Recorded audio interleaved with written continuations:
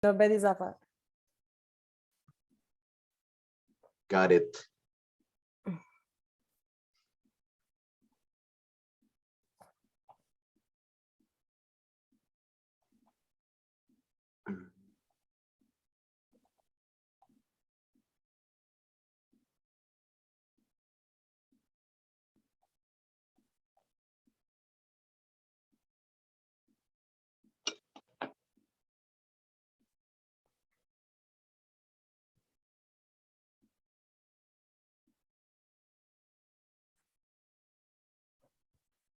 Bonjour tout le monde, merci d'être présent et présente aujourd'hui. On accueille les participantes, participants, donc ça va commencer dans quelques minutes. Installez-vous confortablement.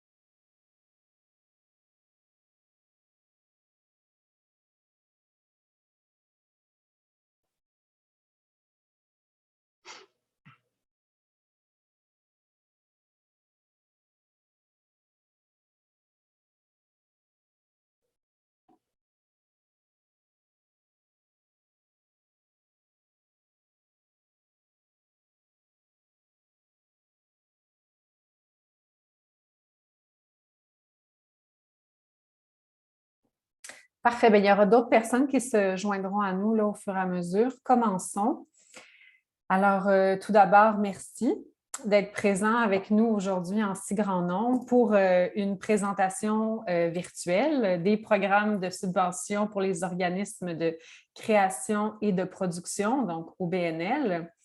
Alors, mon nom est Caroline Gignac et aujourd'hui, je vais être votre hôte pour cette rencontre. Je suis responsable de la stratégie politique et de la recherche au CQT. Donc, comme vous l'avez vu dans l'appel qu'on a lancé, l'invitation, le but de la rencontre d'aujourd'hui, c'est vraiment une rencontre d'information. C'est d'en apprendre davantage sur les aides qui vont viser à la fois le soutien aux activités, donc par exemple la diffusion, le numérique, la production, mais aussi celles qui supportent la mission et surtout la programmation spécifique. Donc, elle va se dérouler en deux parties très simples. Premièrement, Geneviève Pelletier et Alexandre Martin, qui sont tous deux chargés de programme à la direction au soutien aux organismes de création et de production au Calque, vont effectuer une présentation. Puis ensuite de ça, on va laisser la place aux questions et aux échanges, notamment en ce qui concerne les programmes comme tels, mais aussi le dépôt des demandes. Donc, comme vous l'avez constaté quand vous êtes connectés aujourd'hui, la rencontre, elle est enregistrée. Donc, ça va permettre à la fois d'assurer un suivi pour la pérennité de l'information, mais aussi pour les personnes qui ne pouvaient malheureusement pas être présentes aujourd'hui. Donc, au cours de la période de questions, ce que je vous invite à faire, c'est de poser votre question à travers l'onglet « Réaction », donc en cliquant sur « Lever la main », en ouvrant votre caméra. Mais si vous ne souhaitez pas être vu, il est aussi possible de la formuler dans le chat et je vais toujours effectuer des allers-retours entre les mains levées et le chat. Alors, je laisserai la place à Geneviève Pelletier, je pense, pour débuter cette précieuse conversation. Merci. Bonjour à tous et toutes. Donc, c'est moi qui va commencer. En fait, je vais vous faire une courte introduction parce que j'aimerais laisser plus de place justement pour qu'Alexandre puisse vous présenter les divers programmes, puis après ça, répondre à vos questions. Donc, Alexandre, si tu veux nous mettre oui, je suis là-dessus. Je vais partager mon écran comme ça. Je pense que ça fonctionne. Oui. On t'écoute, on teste. Allez. Je peux changer la diapo pour la prochaine.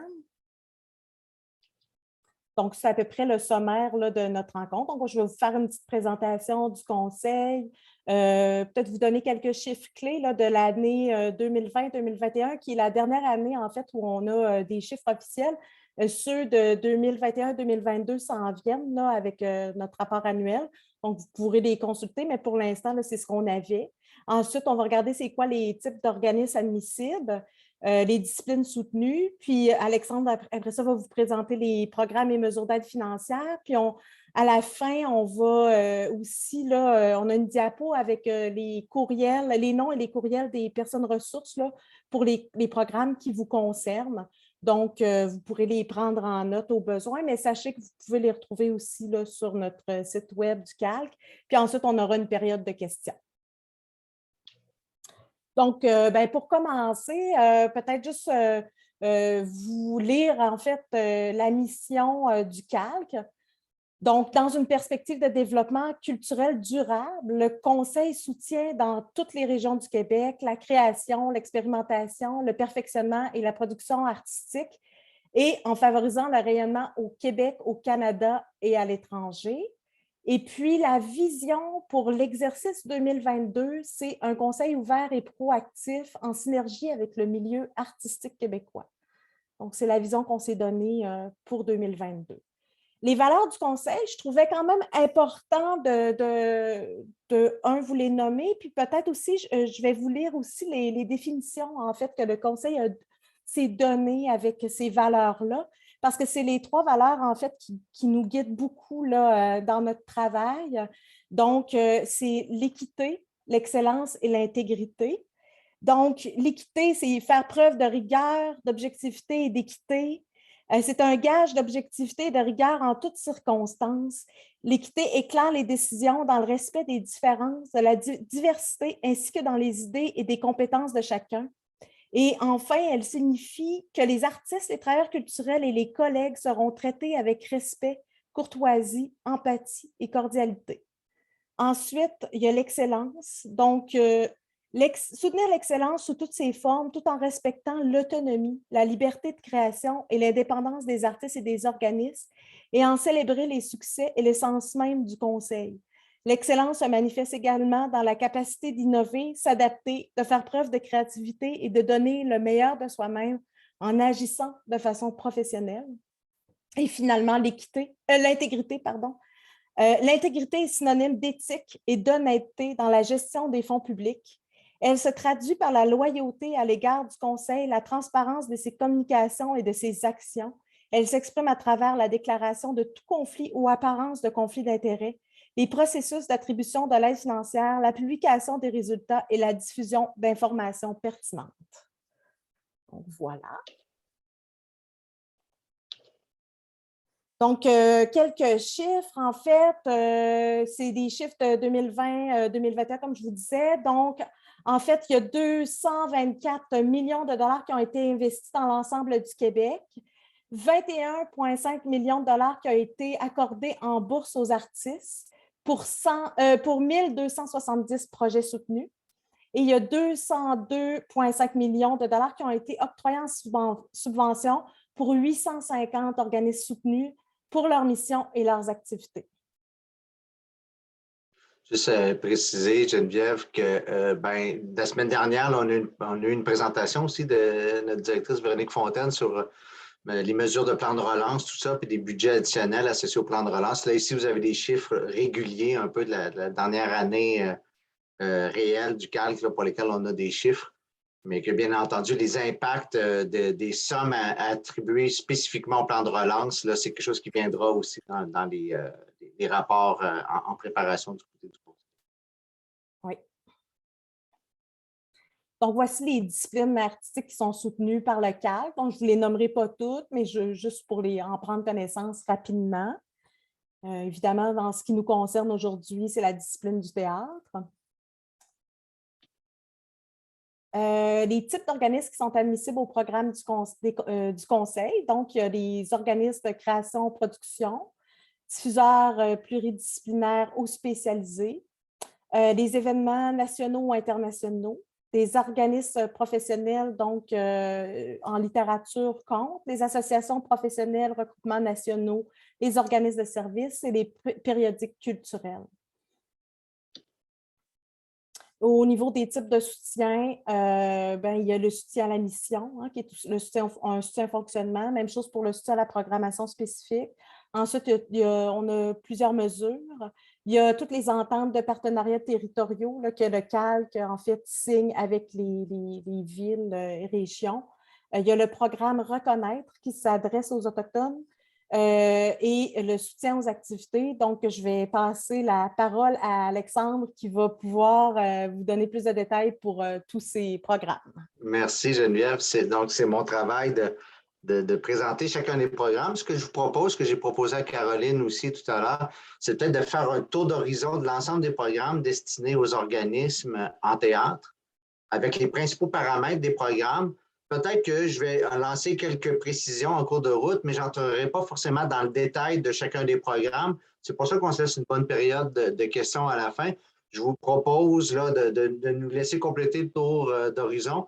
Puis peut-être selon les intérêts que vous présenterez ou que les questions que vous allez poser, on pourra, moi et Geneviève, répondre plus en détail à certains aspects très, très particuliers à chacune des mesures ou des programmes là, pour lesquels on fait une présentation aujourd'hui.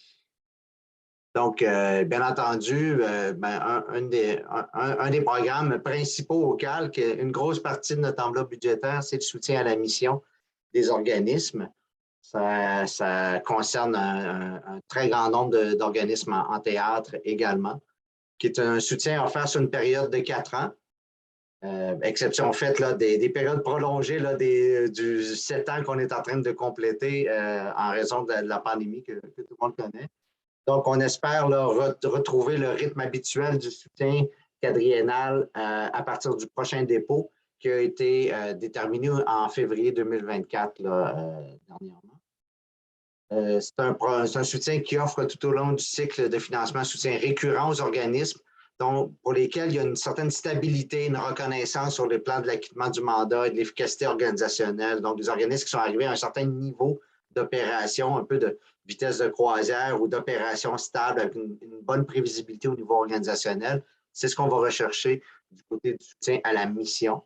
L'objet est dans le nom du programme aussi, donc c'est la raison d'être et la mission de l'organisme qui vont aussi être soutenus ici dans une certaine planification pluriannuelle. Le soutien s'adresse à tous les types d'organismes artistiques, professionnels admissibles au programme du CALC. Donc, la liste que Geneviève vient de vous lire tout à l'heure, ça inclut les organismes de création-production, mais il y a aussi des diffuseurs, des événements, des associations professionnelles, des regroupements nationaux, des organismes de services qui sont soutenus sur ce mode-là. Pour pouvoir être admissible en soutien à l'émission, l'organisme doit avoir au moins 5 ans d'existence au moment du dépôt de la demande et avoir mené des activités sur une base continue dans le secteur pour lequel il dépose, bien entendu. Il y a le soutien à la programmation spécifique qui, lui, est un programme qui est quand même relativement nouveau, là, qui a été démarré là, au moment de la dernière évaluation quadriennale en 2017-18, qui est un programme qui est une alternative au soutien à la mission. Ceux qui nous appellent des fois le savent, là, on le considère un peu comme une forme de fonctionnement, mais un fonctionnement qui est ponctuel, qui n'est pas récurrent comme le soutien à la mission, qui n'est pas pluriannuel nécessairement, mais qui est sur une durée de temps déterminée par le demandeur. Donc, selon le plan d'activité que vous voulez réaliser et la durée à laquelle vous pensez devoir consacrer votre planification. Les inscriptions sont en tout temps du côté de ce programme-là. Et c'est un programme qui offre un soutien flexible, adapté à la réalité des organismes artistiques et littéraires à l'intérieur d'une période donnée. C'est ce que je viens de dire, là, donc dans la période que vous déterminez vous-même. Ce n'est pas obligé d'être 1 an ou 2 ans. Ça peut être des périodes plus variables aussi. C'est selon vraiment votre planification. Ça s'adresse à tous les types d'organismes professionnels également. Le seul critère d'admissibilité du point de vue de l'existence de la compagnie, c'est d'avoir une année d'existence et de réalisation. C'est important ici quand même de noter là, que c'est beaucoup plus gagnant, c'est un atout d'avoir des réalisations à démontrer quand on dépose en programmation spécifique. Donc, une compagnie est un nom de travail existant, fondé, mais pour lequel il y a très peu d'activité dans les dernières années. Ce ne serait pas nécessairement le programme vers lequel on vous recommanderait de déposer. On parlerait plus à ce moment-là d'un soutien à projet question de construire un petit historique de réalisation, mais 1 an suffit pour être admissible à ce programme. Il y a différentes mesures qui ont été plus populaires au cours de la pandémie, bien entendu, qui nous ont permis parfois de soutenir les organismes là, dans le caractère transitoire des activités des dernières années, puis des contraintes à la production, à la diffusion qu'on a connues aussi. Il y a la mesure particulière à la diffusion de spectacles québécois, qui est très réputée sous son pseudonyme Mesure de billetterie, qui soutient surtout les diffuseurs pluridisciplinaires spécialisés, les événements, mais aussi certains organismes de création-production qui ont la responsabilité de leur propre billetterie qui s'autodiffuse, bien entendu. Il y a l'appel à projet en recherche, création et pré-production, qui est un projet sur lequel un appel à projet sur lequel on reviendra plus tard, là, qu'on réfléchit de plus en plus comme un programme de recherche-création, mais qui a été lancé là, dans le cours de la pandémie afin de permettre aux compagnies de création surtout de déposer pour des activités de recherche-création au moment où la diffusion, la rencontre avec le public en salle n'était pas possible. Donc, c'est devenu une voie alternative et qui a créé et qui nous apparaît répondre à un besoin en recherche-création, en développement d'œuvres aussi. On y reviendra tout à l'heure. La mesure d'aide à la coproduction internationale, qui est une mesure qui a été suspendue quelques années, qui est de retour aussi depuis 1 an ou 2, qui permet là, de développer des partenariats avec des structures à l'extérieur du Québec pour une production québécoise. La présentation de spectacles en distanciation physique, qui est aussi une mesure transitoire du contexte de la pandémie, qui est un programme qui, pour l'instant, a connu sa dernière inscription l'an dernier et quelques soutiens cet hiver et qui est en réflexion en ce moment. On vous reviendra très bientôt là, avec des nouvelles de ce côté-là. Je pense qu'on l'a déjà dit, le CALC a un souhait de soutenir peut-être ce type de présentation-là qui est hors les murs, qui n'est pas dans un contexte de représentation traditionnelle, tout ça. Ça semblait répondre à un besoin du public également, mais une nouvelle version ou une réflexion sur cette offre de programme-là est en train de se faire. Donc, pour l'instant, ce n'est pas ouvert, mais surveillez nos communications. On pourra en reparler plus tard. Exploration et déploiement numérique, c'est aussi un programme qu'on a eu depuis quelques années, associé au plan culturel numérique et aux enveloppes de soutien, en particulier pour les projets numériques. C'est aussi une mesure qui, pour l'instant, n'est pas active. On y réfléchit et on reviendra sous peu avec cette mesure-là, voir de quelle manière on soutient le déploiement ou les initiatives, le virage numérique chez les organismes. Il y a les partenariats territoriaux qui s'adressent aux organismes artistiques professionnels d'un territoire visé. C'est des partenariats là, que le CALC développe avec des municipalités, des entités régionales sur l'ensemble du territoire québécois pour répondre à des besoins des fois plus spécifiques identifiés sur ces territoires-là pour les artistes et pour les organismes du territoire. Ici, bien, on parle évidemment plus des organismes. L'aide aux organismes se déploie sur 2 volets.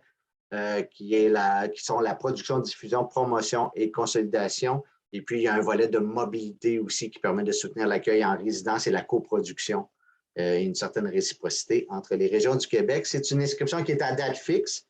Donc, c'est à surveiller, dans le fond, selon votre région, à quel moment les inscriptions pour ces programmes-là sont annoncées sur le site du CALC.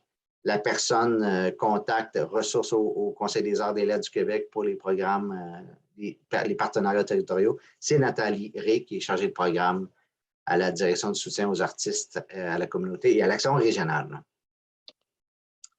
Je vous parle aussi du programme Reconnaître, qui est un programme réservé pour les organismes, les artistes et les organismes autochtones. C'est quand même un programme qui permet de soutenir quelques organismes de théâtre et donc c'est une possibilité qui existe pour ces organismes-là. Donc, on s'en voudrait de ne pas le mentionner. C'est un programme qui a aussi 2 volets, celui de revitalisation, création de transmission, développement des capacités organisationnelles. C'est une inscription qui est en tout temps. Et là, pour ce programme-là, c'est notre collègue Sarah Thibault qui est la personne à contacter pour ceux pour les organismes qui sont admissibles à ce programme. Une autre grande catégorie qu'on aime beaucoup, qui est le soutien aux activités et qui nous tient bien occupés, moi et Geneviève, dans nos responsabilités de chargé de programme aux activités en théâtre. C'est les programmes de tournée, diffusion d'œuvres au Québec, à l'extérieur du Québec et prospection.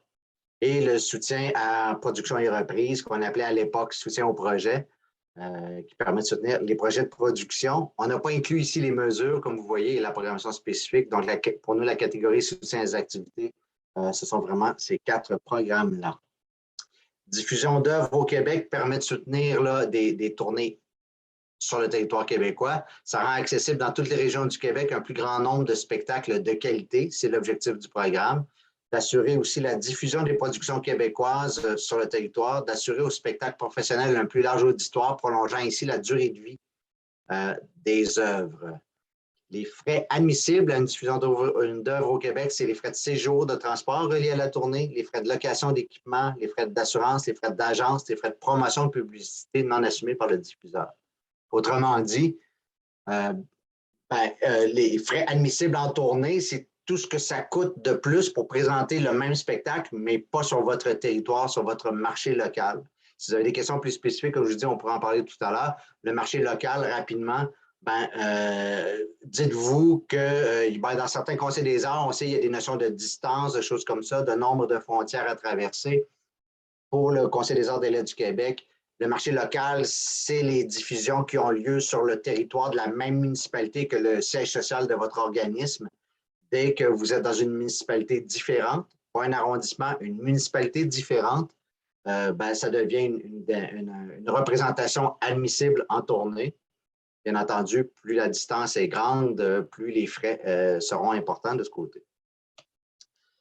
Diffusion d'œuvres à l'extérieur du Québec, ça permet aux organismes reconnus pour leur excellence de réaliser des tournées hors Québec, d'assurer la diffusion des productions québécoises et de contribuer au rayonnement culturel du Québec ailleurs, au Canada et à l'étranger.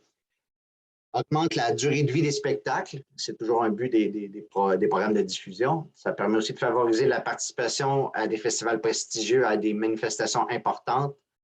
Ça permet d'encourager la confrontation des pratiques et des points de vue artistiques. Ici encore, les frais admissibles, ce sont les frais de séjour, de transport reliés à la tournée, les frais de location d'équipement, les frais d'assurance, de plus en plus importants, et les frais d'agence, aussi importants, et quelques frais de promotion et de publicité lorsque ça s'applique. Pour diffusion à l'extérieur du Québec et diffusion au Québec, je le mentionne tout de suite, il y a un critère d'admissibilité pour les projets qui est de minimum de 3 représentations, qui est le critère habituel au programme. Certains d'entre vous ont peut-être déjà réalisé qu'on a levé certains ou on l'interprète, ces critères-là, dans le contexte de la relance pour favoriser de retrouver les réseaux puis de redémarrer un peu les activités de diffusion. Donc, temporairement, on permettra ce genre de projet-là, mais on peut s'attendre aussi à ce que, au fur et à mesure que la relance s'installe, que les critères traditionnels ou les critères habituels du programme de demander 3 représentations minimum garanties, 3 représentations confirmées, soient de retour. Donc, surveillez bien les communications de ce côté-là pour savoir quels sont les critères là, applicables ou en cours au moment où vous avez l'intention de déposer. Les critères s'appliquent au moment où vous déposez, pas nécessairement pour l'année prochaine, le moment où vous voulez tourner. Donc, c'est à saisir ou à vérifier avec nous au besoin. Juste une précision, Alex. Oui. Le critère du 3 représentations, il est levé pour la tournée au Québec seulement, pas pour l'extérieur du Québec. Tout à fait. C'est ce que j'allais dire. Donc, hors Québec, il n'est pas nécessaire de lever ce critère-là, puisqu'il existe un programme comme la prospection qui permet, dont le but principal ou les objectifs principaux sont de soutenir le développement, le rayonnement au Québec des organismes professionnels reconnus pour leur excellence, de faciliter le développement des projets de tournée par des pré-tournées promotionnelles ou la participation à des colloques, conférences, foires ou autres. Et c'est ici qu'une diffusion de moins de 3 représentations pourrait être considérée comme une activité de prospection du moment que vous l'argumentez et que vous la présentez comme une occasion de développer une tournée future ou de créer des contacts, de développer des réseaux, de rencontrer des diffuseurs internationaux et que ça favorise le développement de marché. Donc, si vous avez des tournées de moins de 3 représentations, c'est ici, en prospection, qu'on pourra venir les placer. Ça a aussi pour objectif de soutenir la participation à des marchés de spectacles par la présentation de spectacles démonstrations ou la visite de coproducteurs. Donc, visiter chez le coproducteur en vue d'une production à venir. Les sommes, comment ça fonctionne financièrement? C'est des sommes par destination. C'est aussi écrit sur la page du programme sur le site web. Donc, en Ontario et dans les Maritimes, sauf Terre-Neuve, c'est 750 $ pour une mission de prospection. Ailleurs au Canada, c'est 1000. Bon, comme vous voyez, aux États-Unis, sauf la Nouvelle-Angleterre qui est plus proche, et Europe, Mexique, c'est 2000 et plus loin, 2500 pour une mission de prospection. On entend par une mission de prospection vraiment le déplacement pour participer justement là, à des activités de pré-tournée, de colloques, des choses comme ça. Ces sommes maximales-là, la nuance, quand on dépose pour un spectacle démonstration ou un spectacle là, ou une présentation plus ponctuelle de moins de 3 représentations, ce n'est pas nécessairement ces paramètres-là qui vont s'appliquer. Ce qu'on va soutenir, ça sera les frais de transport et de séjour pour les participants à la tournée, pour l'équipe. Simplement. Il y a beaucoup de détails ici, là, mais je vais à grand trait, on pourra approfondir si vous voulez. C'est la nuance, tout ça se retrouve sur le site web également. Production et reprise, ben, c'est le soutien au projet de production. Ça permet la réalisation des projets de production. Ça vise à soutenir l'excellence artistique, la diversité des pratiques et le renouvellement de la création. Ça soutient les reprises de spectacles afin d'en élargir les diffusions. Donc, les frais de reprise sont admissibles ici et non pas en tournée. Une question que je reçois souvent. Le montant maximal de l'aide financière pour production reprise est limité à 75 % du coût du projet, du coût total du projet, ce qui est tout à fait explicable et logique quand on considère que la diversification de revenus est un critère d'évaluation dans ce programme. Donc, on souhaite quand même là, démontrer par ce critère-là qu'il faut un minimum de revenus autres que la subvention du calque et bien entendu des revenus autonomes, des revenus de billetterie, des cachets garantis ou coûts de production pour être considérés généralement comme une représentation de type professionnel en théâtre. Un organisme soutenu à la mission ou la programmation spécifique ben, ne peut pas déposer en production en reprise. Il est réputé être déjà soutenu pour ses activités de production et de reprise. C'est un soutien qui s'adresse aux organismes qui sont au projet ponctuel. L'appel à projet en recherche-création et pré-production, ça permet aux organismes de travailler en profondeur leur projet et de réaliser toutes les étapes préalables à la diffusion du spectacle, donc développement de l'œuvre, recherche-création. Ça mène jusqu'à l'étape de la pré-production, qui était une notion importante, comme je l'ai dit, là, ce programme-là a été réfléchi dans le contexte de la pandémie où on ne pouvait pas présenter le spectacle, mais on pouvait peut-être faire d'élaborer les concepts, développer les répétitions, puis se rendre quand même loin jusqu'à l'entrée en salle. Donc, la pré-production est ici admissible. Ça arrête, et bien entendu, avant le moment de la production, qui, lui, est l'objet du programme précédent. Ça vise également à encourager la création de la production d'œuvres québécoises. Les projets peuvent notamment comporter sur des activités telles que la recherche-l'écriture, l'élaboration d'une mise en scène d'une chorégraphie, la création d'une œuvre, les résidences de création, ce qu'on reçoit beaucoup, développer une scénographie, une conception sonore d'éclairage, construction de décors ou une série de travail en atelier, des répétitions également. Il n'est pas nécessaire d'avoir une garantie de diffusion pour pouvoir déposer une demande, bien entendu, parce que ce n'est pas un programme de production, c'est un programme de recherche-création, mais l'évaluation tient compte du potentiel de diffusion du projet en fonction de sa nature, donc du potentiel de rayonnement, du potentiel de retombée du développement de cette œuvre-là. Donc, d'avoir des pistes de contact ou des réflexions sur les possibles diffusions de l'œuvre, c'est un atout. C'est aussi un critère, mais pas nécessaire que ce soit confirmé ici, dans ce projet-là. Ça fait le tour de la plupart des programmes. On vous met les principales coordonnées des chargés de programme pour les organismes en théâtre à projet. Donc, c'est moi et Geneviève pour la production et reprise, pour l'appel à projet en recherche-création, pour la programmation spécifique aussi. On se partagera l'ensemble des organismes demandeurs de ce côté-là. Je m'excuse pour les organismes qui sont soutenus à la mission. On n'a pas mis les noms de chacun des chargés de programme qui sont responsables de tous les organismes à la mission. En général, on a pris pour acquis que les organismes connaissent bien leurs chargés de programme. Juste mentionner simplement que, ben, selon la même logique qu'on a au CALC depuis quelques années, si vous êtes à production reprise et que c'est Geneviève qui est votre interlocutrice, ben, ce sera aussi Geneviève qui sera votre interlocutrice pour votre dépôt en tournée, en diffusion hors Québec, en prospection.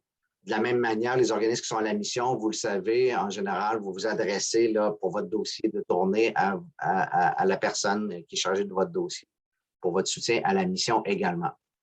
Les exceptions, ce sont les mesures ou les partenariats territoriaux ou les programmes spécifiques spéciaux. Donc, on vous a laissé ici le courriel de Nathalie Rey qu'on a identifié tout à l'heure pour les partenariats territoriaux. Et puis, le courriel de Marie-Pierre Dolbec, qui est notre chargée d'affaires internationales, qui nous aide beaucoup pour les programmes de diffusion internationale, mais qui est aussi la personne responsable pour la mesure d'aide à la coproduction. Donc, si vous n'êtes pas sûr si votre projet, je m'excuse Marie-Pierre, je vais t'envoyer des téléphones et des courriels, mais si vous n'êtes pas sûr que votre projet de discussion avec une entité hors Québec, avec une structure en Europe, par exemple, vous n'êtes pas sûr que c'est admissible dans la mesure de coproduction internationale, vous pouvez nous en parler, bien entendu, mais c'est souvent aussi une question de détail et d'admissibilité plus spécifique. Ça pourrait être une bonne idée d'en discuter avec Marie-Pierre en amont pour voir si on est engagé dans la bonne voie. Et je crois que la prochaine diapo nous amène aux questions et aux remerciements. Donc, peut-être que j'arrêterai le partage d'écran pour qu'on se voit un petit peu plus. Je ne sais pas ce que vous en pensez. Je vais essayer ça. Puis peut-être on pourra revenir s'il y a des choses que peut-être que je suis allé un peu vite, tout ça. Mais ça nous laisse, je crois, du temps pour vos questions. Merci, Alexandre. Je peux déjà te lancer quelques questions qui ont été formulées dans le chat pendant que tu présentais le tour d'horizon. Tu présentais l'accès au programme pour les projets autochtones. On a une précision sur est-ce qu'il y a des programmes spécifiques pour les organismes desservant la diversité, entre autres communautés noires ou afrodescendantes, ou est-ce qu'ils sont admissibles à tous les programmes de façon générale? Comme les Autochtones, tout le monde est admissible à tous les programmes réguliers en général. Il y a des programmes spécifiques comme Reconnaître, qui est spécifique pour les organismes et les artistes autochtones, mais ces artistes, ces organismes-là peuvent aussi déposer dans nos programmes réguliers. De la même manière, pour la diversité, pour les artistes de la diversité, il existe encore le programme Vivacité, qui est disponible pour ces artistes-là, mais qui sont aussi admissibles dans nos programmes réguliers, bien entendu. Parfait. N'hésitez pas, Nerland, si besoin d'un peu plus de précision. Concernant, je pense, la diffusion au Québec, on demandait est-ce que la règle de déposer 3 mois avant la première représentation tient toujours? Et pour l'instant, elle ne tient pas. Elle sera sans doute de retour. On essaiera de l'annoncer le plus à l'avance possible, bien sûr, pour ne pas se retrouver coincé. Là. Mais pour l'instant, il est encore possible de déposer à plus courte, vraiment un peu plus à la dernière minute, ce qu'on ne souhaite pas, mais on comprend qu'il y a encore un besoin de donner la possibilité que des confirmations de diffusion arrivent un peu plus tard que prévu. Donc, pour l'instant, la règle des 3 mois, que ce soit en diffusion, en tournée ou en production reprise ou en programmation spécifique, pour l'instant, cette règle-là n'est pas appliquée. Encore là, surveillez-nous. Dans le contexte de la relance du redémarrage, il y a des chances que ça revienne, on l'annoncera. Ceci dit, une règle qui est toujours appliquée, et celle-là, on ne peut pas y échapper, c'est une règle d'affaires qui est inscrite dans nos programmes.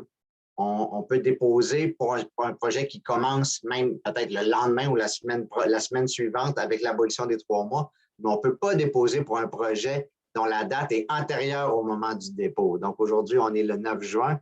Vous ne pourriez pas déposer aujourd'hui un projet avec une date de début qui est en avril ou en mai ou l'année passée. Mais là, j'imagine que là, après ça, on est plus de l'ordre de la faute de frappe, peut-être.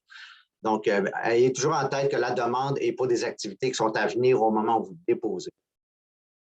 Je ne sais pas si je peux me permettre d'en profiter pour faire une petite remarque là-dessus. En fait, la date de début de votre projet, des fois, vous avez en tête que ce sera votre seconde séquence de répétition, des choses comme ça. Ayez en tête que quand on dépose en ligne une demande de subvention, ce qui va s'inscrire comme votre date de début, ce n'est pas la date où vous déposez, c'est la première activité que vous entrez dans le calendrier. Donc, si vous m'écrivez qu'en octobre 21, vous avez commencé à réfléchir à votre projet, le système va capter que votre projet commence le 31 en octobre 21, puis je vais être obligé de vous dire que le projet n'est pas admissible parce qu'il est rétroactif. C'est important. Merci. Je vais passer à des questions. Les individus qui ont levé la main, Joanie, tu peux ouvrir ton micro si tu veux poser ta question, puis je vais revenir dans le chat là, après, je ne vous oublie pas. Oui, bien, si ça ne dérange pas, Caroline, je laisserai peut-être Nerlande passer devant moi, puisque c'est probablement une continuité à sa question. Oui, merci. Bonjour, excusez-moi, j'ai peut-être eu un petit problème d'Internet tantôt. C'est pour reprendre par rapport à la question que j'ai posée dans le chat, parce que j'ai remarqué que oui, il y a un programme pour la communauté autochtone, mais vous n'avez pas mis l'accent, vous avez mis l'accent dessus, vous l'avez présenté, mais le programme Vivacité, vous venez d'en parler, vous ne l'avez pas présenté. Donc, est-ce que c'est un programme qui est encore valide? Quelle est la durée? Est-ce qu'il y a un responsable qui s'en occupe? Donc, vous voyez, c'est dans le théâtre aussi, il y a la communauté noire qui essaie de... Tout à fait. Donc, ça aurait été intéressant de le présenter. Donc, j'espère que dans une prochaine présentation, vous ne ferez pas cette erreur-là qui viennent beaucoup me chercher, je vous le dis personnellement. Autre élément, c'est que vous avez parlé, par exemple, si un organisme est enregistré à Montréal, mais qu'il présente un spectacle, il le présente, par exemple, à Longueuil, est-ce qu'il faut aussi 3 représentations pour que cet organisme puisse considérer que je n'étais pas sûre, parce que tantôt on parlait de 3 organismes, peut-être que vous avez comme parlé plus vite et il y a eu deux programmes qui s'est mélangé dans ma tête. L'organisme est enregistré à Montréal, il loue lui-même une salle pour aller présenter son spectacle à Longueuil. À ce moment-là, il n'a pas de diffuseur ou il est quand même admissible à votre programme?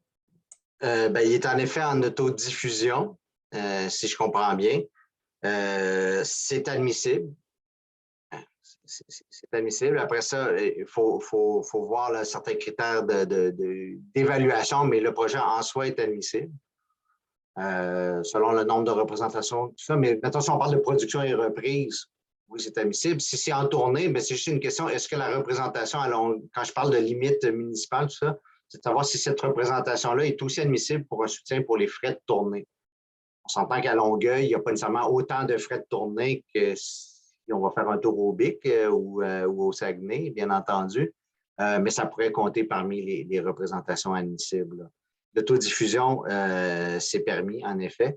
Et évidemment, c'est toujours, je ne vous cacherai pas que les programmes de tournée sont des programmes d'évaluation en comité interne.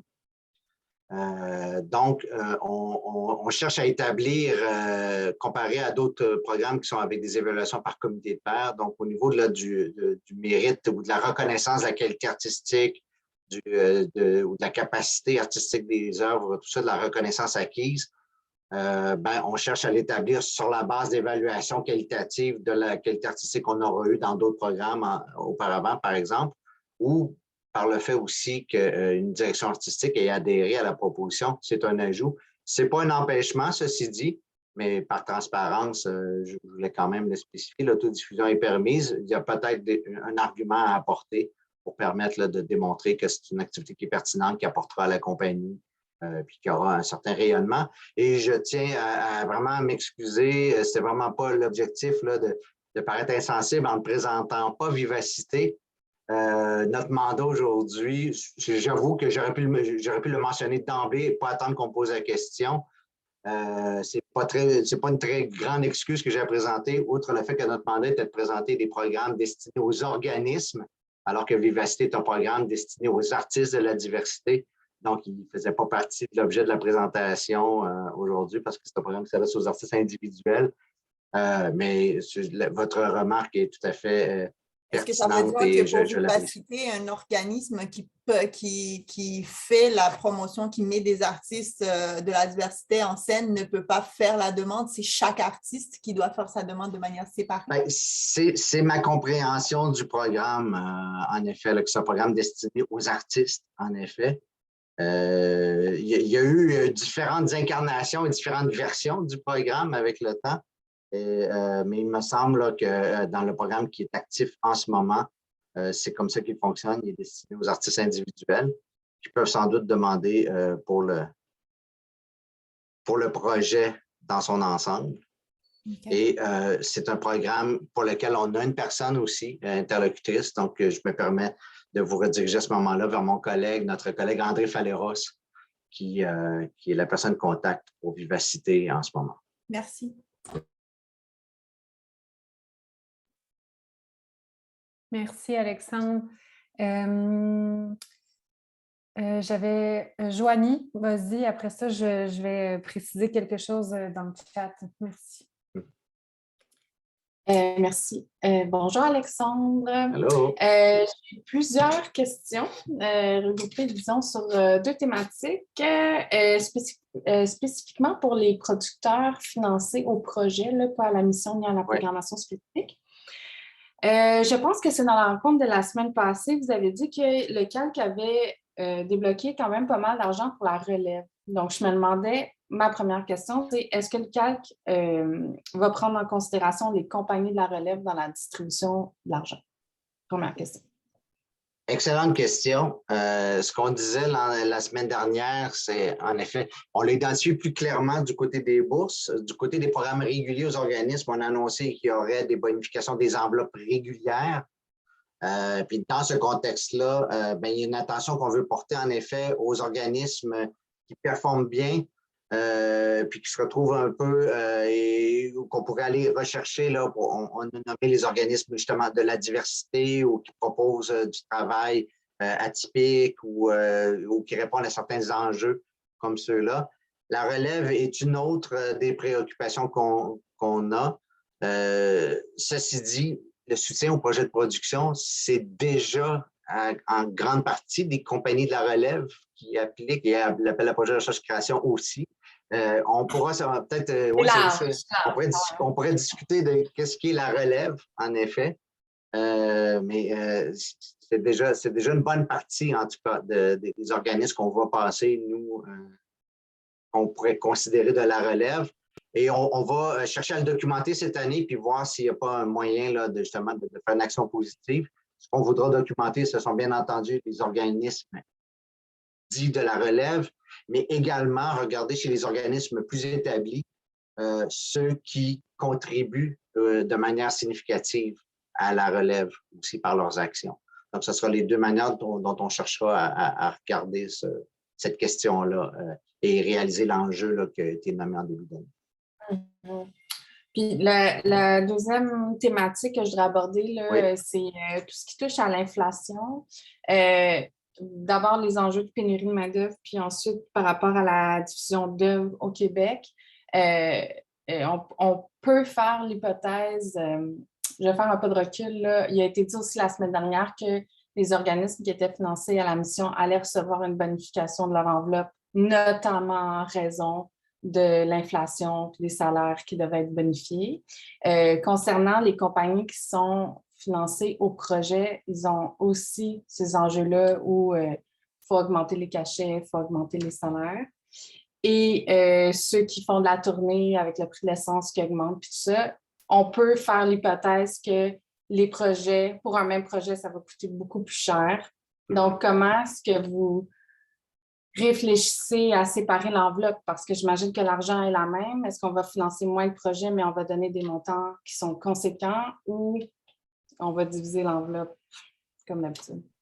Bien, on peut en effet supposer que l'augmentation des programmes réguliers, des budgets, des enveloppes de programmes réguliers va beaucoup servir à soutenir. On le voit déjà, là, c'est-à-dire les projets qu'on reçoit, que ce soit en tournée ou en production, les montants demandés, les coûts de production sont plus élevés. Donc, est-ce que ce sera suffisant? Est-ce que ce sera suffisant pour ne pas nous obliger à peut-être chercher à mieux soutenir un moins grand nombre de projets? En toute transparence, évidemment, on ne peut pas l'exclure complètement. On cherchera à être sensible à ça aussi. Puis, ben, on ne contrôle pas l'inflation où ça va nous mener non plus, là. Donc, on veut être proactif le plus qu'on peut. Il y a peut-être une partie là-dessus où on sera en réaction au contexte, mais oui, l'augmentation des enveloppes sert, entre autres, à répondre à cet enjeu-là. Il faut dire que c'est différent du côté des dépôts qui se font au cours de l'année, que ce soit en programmation spécifique, en production reprise ou en tournée, comparé à des organismes à la mission dont l'inscription vient plus tard. C'est que ben là, la bonification, on imagine que dans les dépôts que les compagnies feront, la demande, justement, est à la hausse. Donc, les besoins sont exprimés et nous, on répond par rapport aux besoins qui nous sont exprimés. C'est pour ça que le mécanisme n'est pas annoncé tout à fait de la même manière, mais le principe est fondamentalement le même. Merci, Alexandre. Oui, Emmanuel, je te donnerai la parole. J'ai vu que tu avais formulé une question dans le chat, mais j'imagine que c'est pour l'adresser plus précisément. Ton micro est fermé, on ne t'entend pas. D'abord, bonjour tous. Bonjour Alexandre. Bonjour Manuel. En fait, on parlait justement de la relève et là on disait que c'était majoritairement des compagnies de la relève qui appliquaient en production et reprise et en appel de projet en recherche-création. Mais moi je serais curieux de savoir c'est quoi le pourcentage du budget du CAL qui est dédié à ces programmes-là.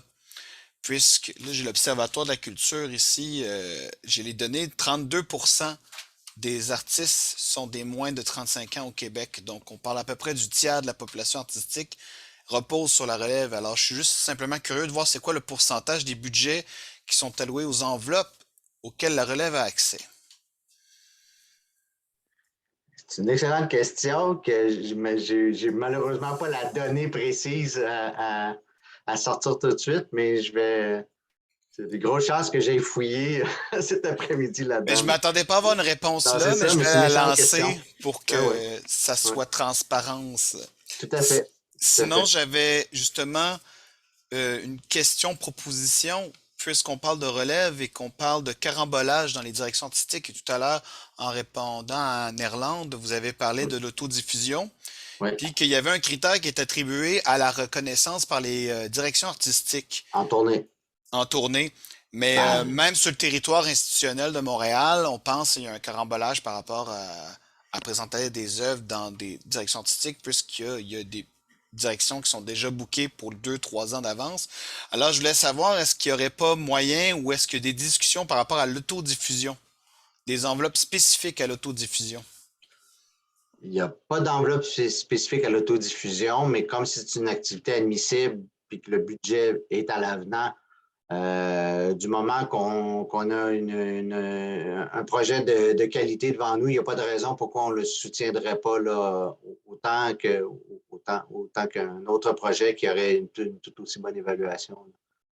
Il faut peut-être distinguer aussi l'évaluation faite par un comité de pairs dans le cadre de la production en reprise pour une autodiffusion. Ben là, on est tributaire aussi du dépôt et de la manière dont c'est analysé et accueilli.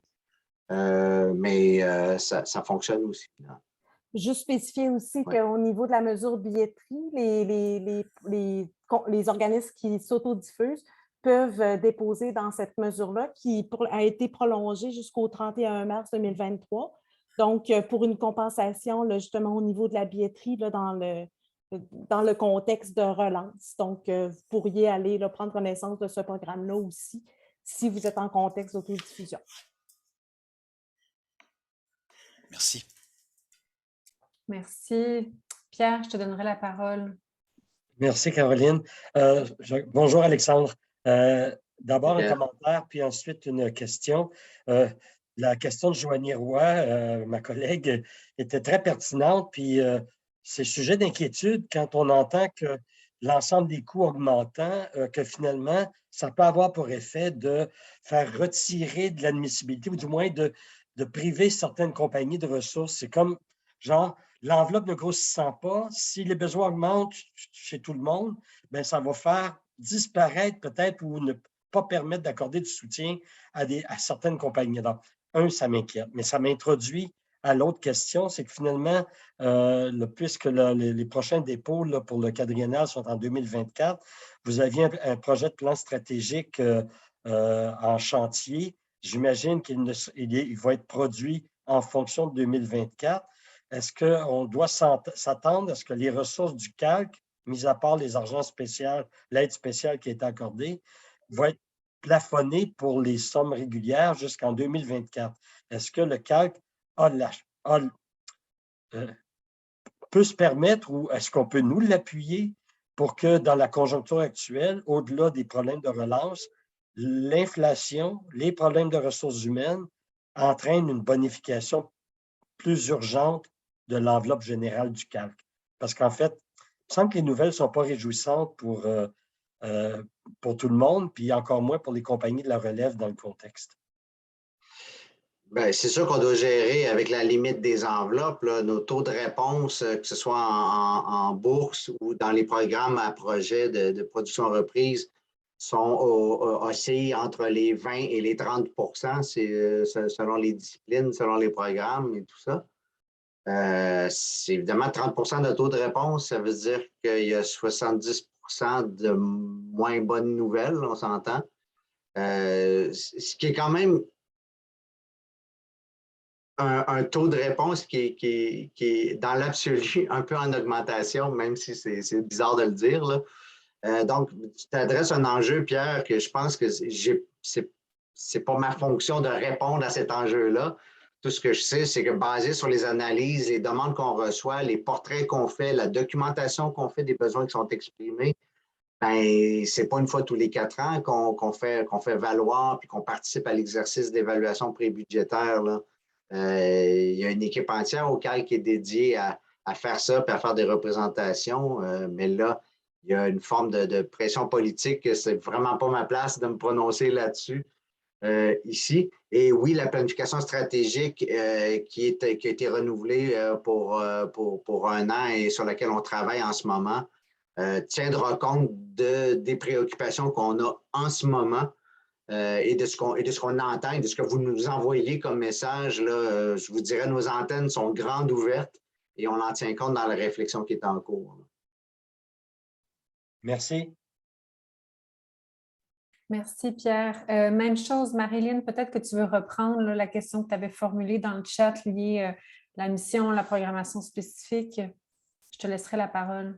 Oui, bien, j'ai levé la main aussi parce que j'avais une deuxième question qui m'est apparue. Donc, bonjour Alexandre. En fait, oui, ma question dans le chat était si on est un organisme subventionné principalement à la production ou à la recherche et création, puis qu'on veut avoir des informations sur les programmes de mission ou les programmes de programmation spécifique. Je sais qu'il y a plusieurs agents, mais est-ce qu'il y a des personnes à qui on peut s'informer, là, des personnes à qui on peut s'adresser qui sont plus spécialisées dans nous informer si on veut passer de ces programmations-là aux autres programmes? Bien, c'est une excellente question. Geneviève, tu peux y aller si tu veux, mais par exemple, théâtre écrit, si vous êtes soutenu en projet de production puis que vous voulez passer en production reprise, bien, ça demeurerait moi ou Geneviève responsable du dossier. Donc, puis si vous passez à passer à la mission éventuellement, pour l'instant, je dirais c'est encore nous les interlocuteurs. Et puis, on a aussi des dossiers de mission, hein, donc on connaît aussi le programme. On en a déjà, on n'a pas tous les dossiers de théâtre, c'est pour ça que je n'ai pas mis les noms de tout le monde, mais on a aussi des dossiers de mission là, de quadriennal pour les organismes de production. Puis moi, j'ai la plupart des assos, des organismes de services, de regroupements nationaux aussi, dont le CQT. Donc, vous pouvez quand même vous adresser à nous, il n'y a pas de souci. Au besoin, on vous redirige. Parfait. Puis ma deuxième question s'adressait concernant le programme de reprise. Si c'est un spectacle qui a été créé par une artiste indépendante, mais que nous, comme compagnie, c'est un spectacle qui nous a touchés, puis que comme artiste indépendante, le spectacle a été présenté 3 fois pour question de coûts, de moyens, puis que comme organisme, nous, c'est un spectacle qui nous intéresse à reprendre pour encourager l'artiste puis à développer ce projet-là. Est-ce que ce serait une production admissible dans le programme de reprise? Bien, c'est intéressant. pourquoi pas? Je veux dire, à la rigueur, il y a pas dans ce que j'entends, a priori, il n'y a rien d'inadmissible là-dedans. Il y a peut-être un petit défi à expliquer un peu la démarche, comment on s'approprie un langage artistique ou une vision, puis on en fait comme. Et quelle est l'entente? Est-ce que c'est une production déléguée? Est-ce que c'est une reprise? Est-ce que c'est une nouvelle production, une revisite d'une œuvre? Je pense qu'artistiquement, vous avez à vous positionner un peu sur c'est quoi cette bébite-là. Et puis, des fois, quand il y a lieu de collaboration ou comme une question d'une œuvre qui existe antérieurement, qui appartient à quelqu'un, bien, peut-être de vous assurer que vous êtes clair sur à qui appartient la propriété intellectuelle de quoi. Mais une fois que ces choses-là sont claires, puis que vous êtes capable d'en parler de manière limpide et convaincante, moi, je ne vois pas pourquoi ça ne serait pas admissible. Au moins, ça peut se rendre à l'évaluation, puis on verra pour la suite. Merci. Merci. Oui. Je vais retourner dans le chat. On avait Sylvain qui demandait, est-ce qu'il existe quelque part une définition de ce qu'on entend par artiste ou compagnie dit de la relève? La question est super pertinente parce que la relève en théâtre, nombreux des camarades dans le Zoom aujourd'hui diront que ça dure un petit peu longtemps. Donc, si on y va sur la base un peu des catégories relève du côté des artistes qui n'existent plus d'ailleurs. On est entre 2 et 5 ans de pratique artistique, on est encore de la relève, après ça, on a été établis. Ce sont des catégories ça n'existe plus nécessairement de manière formelle de cette façon-là. On se donne un peu une idée de grandeur en disant, ben moins de 5 ans, c'est clairement de la relève. Mais ce n'est pas une définition formelle qui est écrite quelque part. C'est un peu un indice qu'on se donne. Puis peut-être que la notion aussi de faire travailler la relève est au moins aussi importante que la compagnie elle-même soit une compagnie émergente. Donc, pour moi, les deux aspects sont intéressants à mettre de l'avant.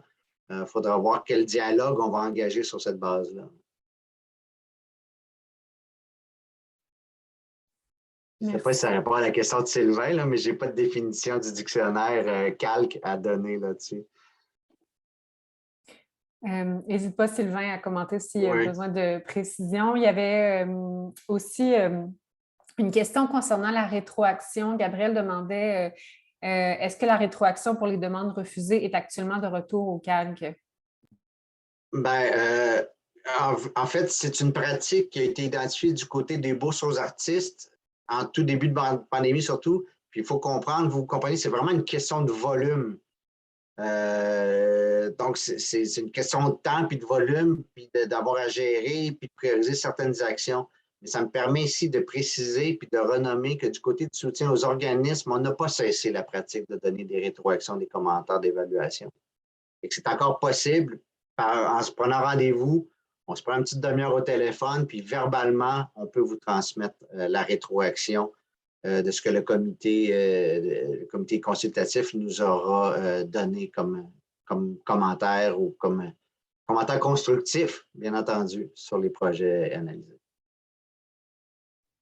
Donc, appelez-nous. Écrivez-nous, nous donner un rendez-vous. Non, mais c'est niaiseux, mais c'est plus simple parce que on ne se rappelle pas de tout ça par cœur. Ça nous laisse le temps de relire les notes, d'organiser un peu, puis de vraiment préparer une rencontre qui va être positive pour vous.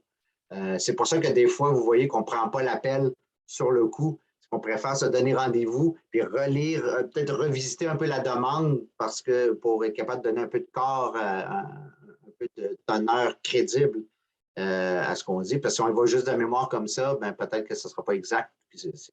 L'important, c'est qu'on puisse vous transmettre de l'information avec laquelle vous pouvez travailler pour améliorer un dépôt, pour préciser certains concepts qui étaient mal saisis. L'idée, c'est ça, c'est de favoriser l'amélioration des processus. Merci, Alexandre. Je te confirme que dans le chat, il y a de l'engouement avec ce retour de la rétroaction. C'est quelque chose dont on se fait beaucoup parler au CQT. C'est vraiment très important pour le milieu. Je laisserai la parole à Marie-Ève maintenant qui a une question pour nous. Allô, Alexandre. Allô, Marie-Ève. Tout le monde. Je pense qu'on t'avait appelé un peu plus tôt au printemps. Programmation spécifique. Est-ce que c'est un programme qui est actif?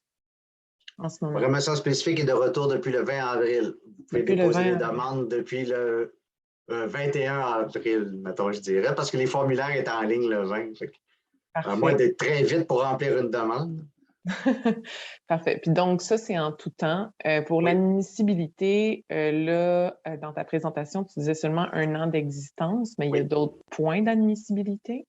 Il faut être un organisme professionnel en théâtre, bien entendu. Il faut avoir un certain volume d'activité.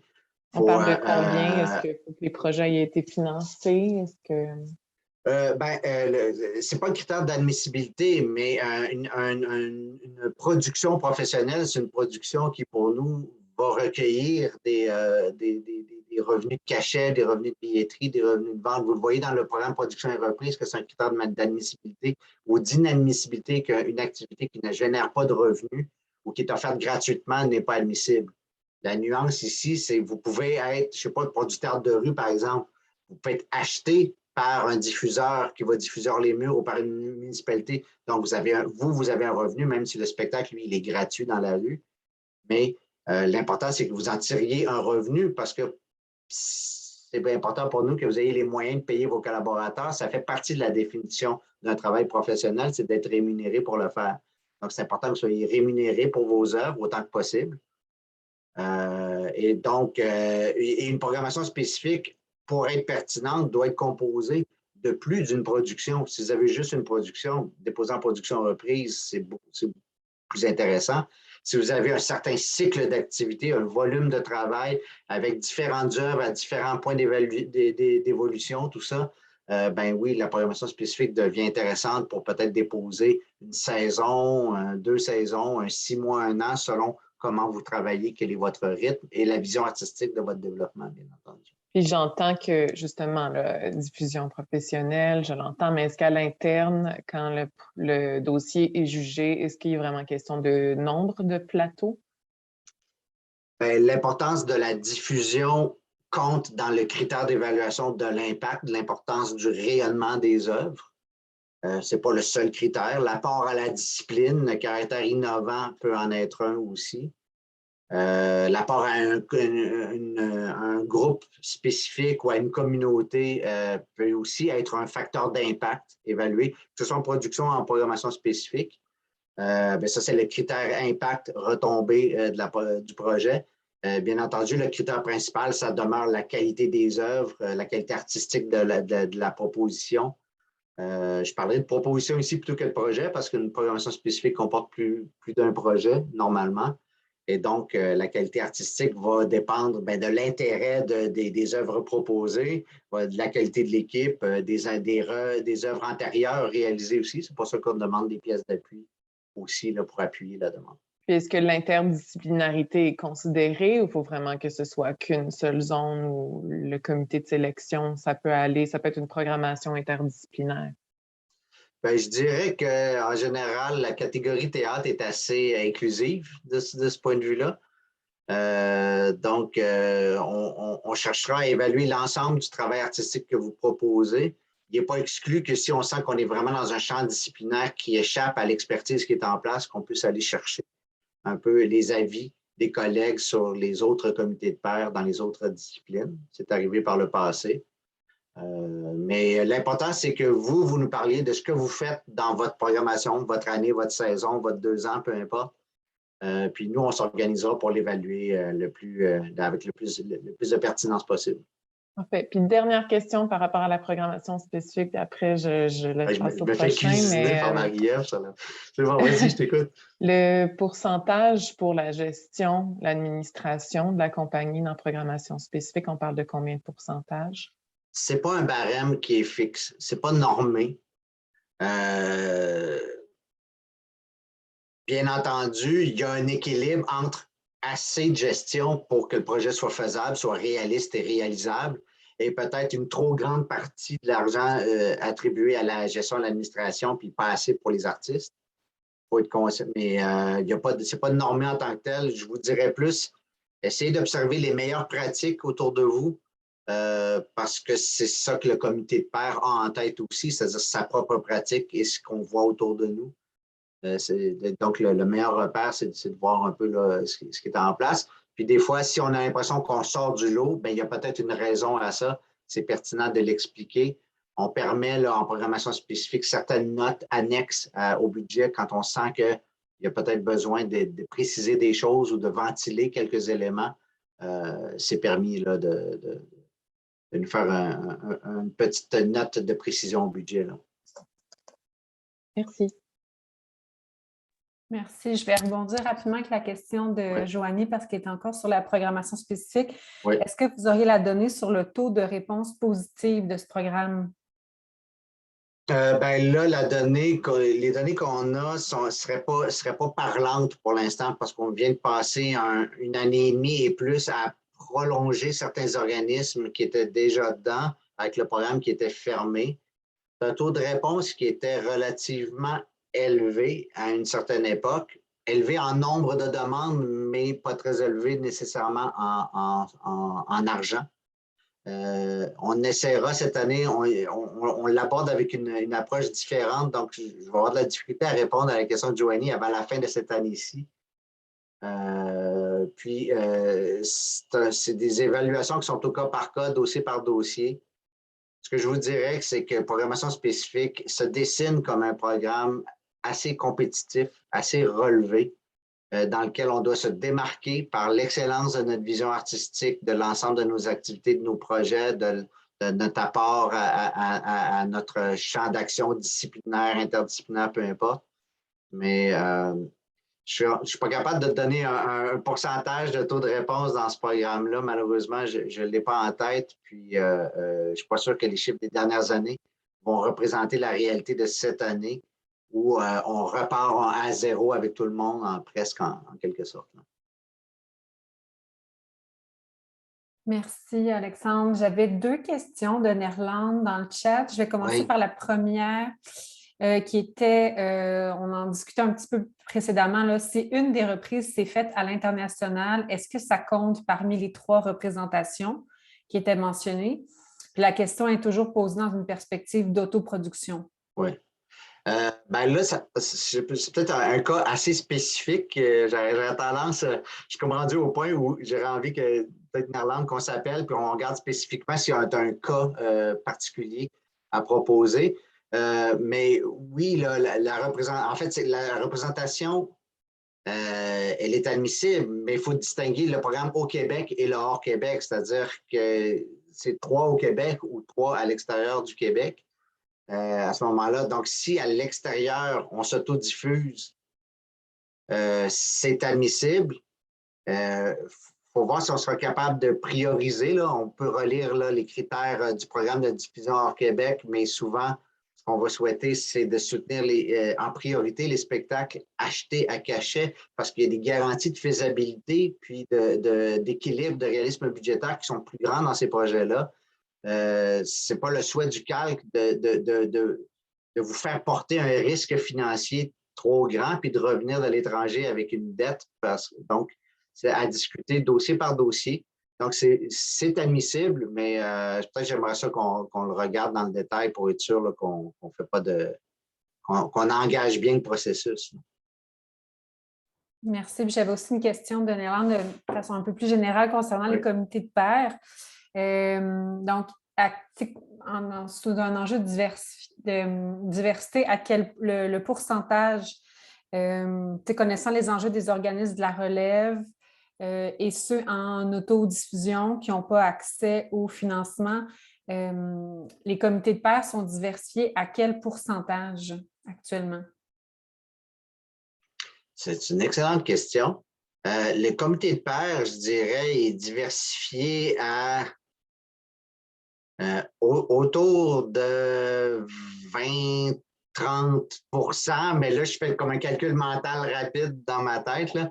Puis, c'est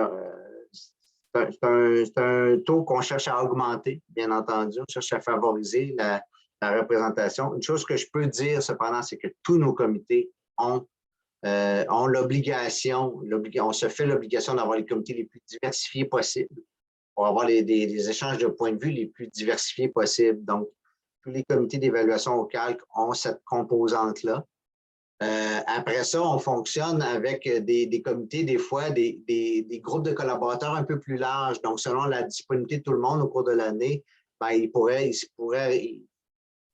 arriver qu'on ait peut-être un peu moins de personnes de telle représentativité présente au sein du comité cette fois-ci, puis on en ait plus peut-être l'évaluation qui viendra plus tard. C'est un peu la même réalité quand on parle de représentativité de genre, tout ça, mais on essaie d'avoir vraiment, puis la même chose au niveau des pratiques, on essaie d'avoir des points de vue les plus complémentaires possibles et de toujours avoir des personnes qui parlent, en fait, qui maîtrisent, qui maîtrisent la réalité, les réalités diverses des artistes en théâtre. C'est important, je m'en allais dire qu'ils parlent, mais c'est pas vrai, c'est pas ça le travail. On n'est pas là pour parler au nom d'une communauté ou représenter ou défendre une communauté. Vous êtes là parce que vous êtes des professionnels. Ceux qui sont sur les comités sont sur les comités professionnels de théâtre et on veut avoir leur point de vue sur l'ensemble de la pratique, tout à fait, et réciproquement. Et si on peut augmenter là, cette diversité-là sur une dizaine ou une demi-dizaine de membres de comité, bien entendu, on va le faire. J'en profite pour faire une petite mention qu'en théâtre, on a aussi une particularité, c'est une obligation qu'on se fait, c'est d'avoir toujours aussi des personnes qui représentent ou qui maîtrisent la pratique de production du côté anglophone de la pratique théâtrale, parce que ce n'est pas juste une question de langue, ce sont aussi des contextes de production différents. Les publics, des fois, on aimerait que les publics se mélangent. Des fois, ce sont des publics distincts. Donc, c'est aussi une diversité. Un autre point de vue, un autre angle qu'on essaie de couvrir là, dans nos comités. Mais je dirais qu'en général, il y a toujours une diversification sur nos tables. Merci. Marie-Lé nous demandait, donc lors du dépôt du soutien à la mission, qui est maintenant prévu en février 2024, le financement est prévu pour des activités à partir de quand? Donc, ce qu'elle cherche à savoir, c'est quoi le délai de réponse? Pour la mission? La mission fonctionne sur les années financières des organismes. Donc, le dépôt de 24, pour la plupart des compagnies, en tout cas, de ce que j'en sais, beaucoup de compagnies de théâtre ont leur exercice financier du 1er juillet au 30 juin, par exemple. Donc, on s'attend à ce qu'en février 24, plusieurs organismes déposent pour leur exercice 24-25, qui va commencer le 1er juillet suivant. Ça veut dire que fort probablement, selon les délais de réponse, si je me fie sur les années antérieures, ça ne veut pas dire que ça va être ça en 2024, mais souvent, le temps qu'on ait des réponses au fonctionnement, ceux qui sont à la mission le savent, là, les réponses sortent quelque part en juillet, au cours de l'été. Donc, des fois, on a un mois de commencer quand on est au 1er juillet. Les organismes qui sont au 1er janvier ou au 1er septembre, ben là, après ça, on est un peu au cas par cas, voir sur quel exercice ça va tomber. Mais c'est en effet une bonne idée de se donner un peu d'espace de planification. Merci. Il nous reste encore un peu de temps. Je n'ai plus de questions dans le chat. Est-ce qu'il y aurait d'autres précisions que vous souhaitez qu'on apporte aujourd'hui? Oui, Marie-Ève. Oui, encore moi. Tout à l'heure, c'est ça. Mettons, on se parlait hier justement. Je fais partie de la table de concertation de la relève. À qui on devrait s'adresser? Qui forme? Qui crée les nouveaux programmes ou les mesures spéciales? À qui on peut parler? Parce qu'il y a clairement en ce moment des réalités qui ne sont pas comblées par tous les programmes. À qui on doit s'adresser? Voilà. La réponse la plus simple que je te donnerais, Marie-Ève, c'est adressez-vous à nous parce que nous, on n'écrit pas les programmes nécessairement, mais on est impliqué on est la voie de transmission entre vous et le reste du conseil aussi. Il y aura des moments où on fera des consultations où vous aurez peut-être l'occasion de venir vous prononcer, des sondages, quoi que ce soit. Peut-être qu'on passera par le CQT aussi. Donc, c'est sûr que si vous avez l'impression que votre réalité n'est pas représentée, je ne saurais que vous inviter à participer activement à l'ensemble des activités, forums, discussions, formations qui s'offrent à vous pour les faire entendre. Et puis, ben oui, nous, on est là, moi, Geneviève et le reste de l'équipe, si on a des choses, vous avez des choses intéressantes ou vous pensez qu'on en échappe des bouts, ben n'hésitez pas, donnez-nous rendez-vous, rencontrez-nous. Il y en a qui le font, on a des rencontres, on a des discussions, puis on en prend note et lorsque l'occasion se présente, puis que c'est pertinent d'insérer ces notions-là dans la réflexion en cours, ben, je vous assure qu'on ne manque pas de le faire. Parfait. Donc, ben, on vous enverra une invitation bientôt. Merci beaucoup. Merci. Merci.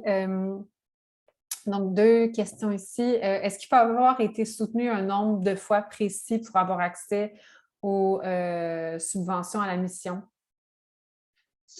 Encore là, une excellente question qui reflète une pratique d'autres conseils des arts ou d'une autre époque. Donc, c'est bien fondé. Ce n'est plus le cas. C'est vraiment simplement le fait d'avoir une programmation, un niveau d'activité, un volume de travail stable, puis exister depuis, avoir des activités depuis 5 ans ou plus. Ce sont les critères tels qu'ils sont écrits dans le programme. Là. Donc, un nombre de soutiens préalables n'est plus un critère dans les programmes du CALC. Puis, concernant ce que tu venais de mentionner, Alexandre, comment est-ce qu'on fait pour avoir accès à ces sondages, espaces de discussion là, auxquels tu faisais référence? Bien, c'est quand il y en a, quand ça existe. Souvent, c'est le CQT qui les organise. Donc, s'il y a des consultations qui, c'est déjà arrivé par le passé, on en a moins vu dernièrement, mais je faisais référence, par exemple, aux années 2014-15 où on a eu les chantiers du CALC, on allait au-devant des milieux, puis on consultait, puis on faisait des tables de concertation. Je m'occupais, entre autres, moi, de la table de la relève et du renouvellement générationnel. Donc, ben, ça va être dans les communications du CALC, donc l'infolettre du CALC, les réseaux sociaux du Conseil, qu'il faudra peut-être ouvrir l'œil, puis quand ça se présentera, c'est là que ce sera. Puis déjà, compléter un peu la réponse que je faisais à Marie-Ève, quand vous adressez à nous, à Geneviève, à moi, aux membres de l'équipe, ben, des fois, on a des questions spécifiques. Ça ne nous empêchera pas peut-être de vous en glisser un mot s'il y a des choses qu'on comprend mal ou si on a besoin d'éclaircissement. Des fois, on va s'adresser à Catherine, à Joanie, à Pierre. Je vous nomme parce que vous êtes là dans ma fenêtre d'écran, mais qui travaillent au sein d'associations ou de regroupements nationaux qui ont la charge de vous représenter et qui font bien le travail de nous véhiculer des préoccupations aussi.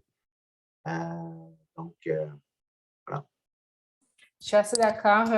Dire aussi que souvent, c'est un enjeu de communication.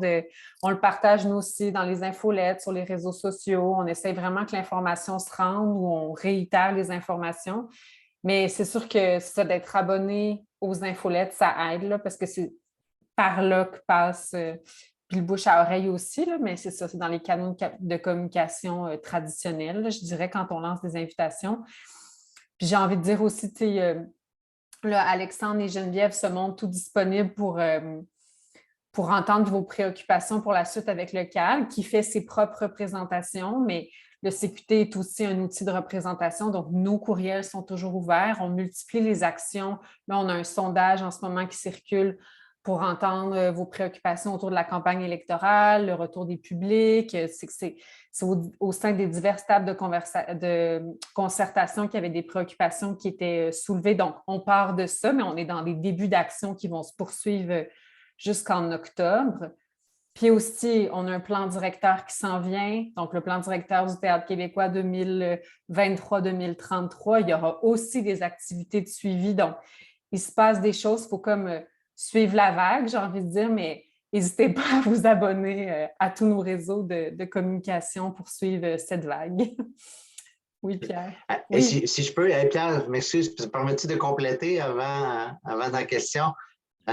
Juste, en fait, mentionner aussi une chose qui a été nommée rapidement, mais qui est de retour et qui fait partie justement de nos actions stratégiques du CALC sur le territoire qu'on souhaite continuer. le calque rencontre au moins une fois l'an. En tout cas, c'est ce qu'on faisait avant la pandémie. On a l'intention de reprendre nos rencontres avec les associations au cours de l'année.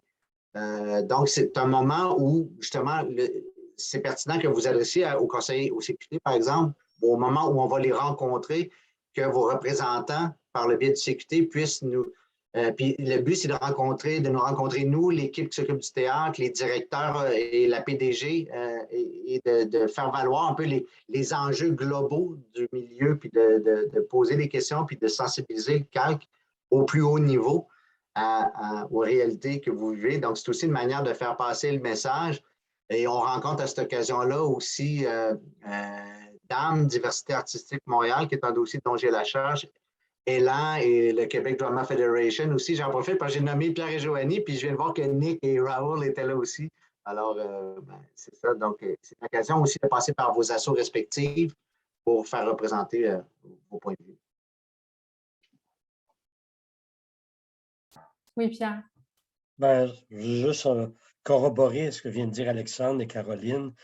Puis les associations ne seront riches et pertinentes et fortes de représentation que par votre contribution à les informer, ces associations-là, mais aussi à s'y impliquer. Parce qu'en fait, la création de la table de la relève au CQT, ben, c'est des opportunités de faire valoir aussi vos réalités et de renforcer, je dirais, la connaissance des associations sur des pratiques et des enjeux.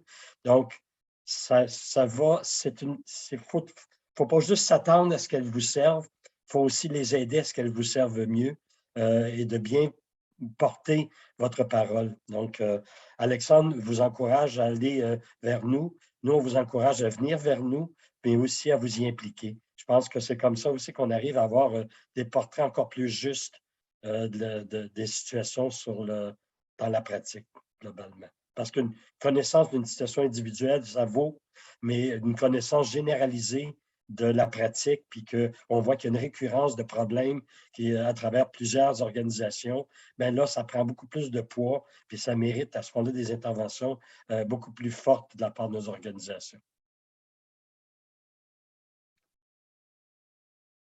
Oui. Est-ce que c'est notre mot de la fin? Oui. Est-ce qu'il y a d'autres questions, d'autres mots d'encouragement? Vous dire, là, on vous remercie grandement, Geneviève et Alexandre, dans le chat. Là, je pense que tout le monde, c'est hyper utile. Merci aussi à vous d'avoir été aussi présents. C'est des activités qu'on va réitérer, assurément. Comme je vous disais, l'enregistrement va circuler. Partagez-le aux gens qui n'étaient pas disponibles aujourd'hui. Les courriels sont ouverts. Puis, c'est ça. Peut-être abonnez-vous à notre infolette. Il y a plein de choses qui s'en viennent. Là. On va avoir un automne très chargé. Donc, si vous voulez suivre là, toutes nos activités, je pense que c'est le meilleur moyen là, de rester informé. Même chose pour le calque. Hein? Abonnez-vous à notre infolette, comme ça, vous serez au courant là, des nouvelles au fur et à mesure. Merci. Bonne fin de journée à tout le monde. Merci beaucoup. Merci tout le monde d'avoir été là. À bientôt.